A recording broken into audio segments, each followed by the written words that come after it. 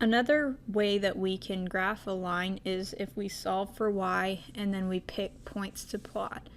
So our first step here when we're solving this equation for y is we move whatever the x is first. So if this is a positive 4x, I would subtract 4x from both sides to move it to the other side, giving me negative 3y equals negative 4x minus 9. Then, to get y by itself, I finish by dividing both sides by negative 3. And when I do that, everything gets divided by negative 3. So this gives me y equals a negative divided by a negative is a positive, so that's positive 4/3 x. Negative 9 divided by negative 3 is positive 3.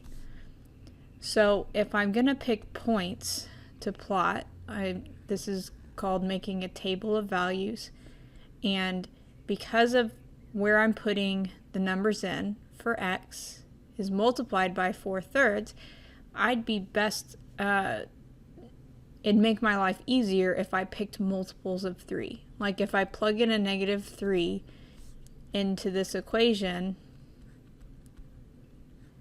what happens is these 3's cancel each other out so that I have 4 times negative 1, which is negative 4, plus 3, which gives me negative 1.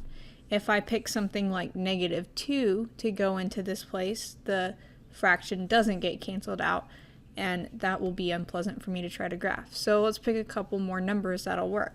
0 should almost always work nicely because it will get rid of whatever's in front of x, not just the bottom, the whole thing. So in that case, we would just have 3. And last, I will plug in positive 3.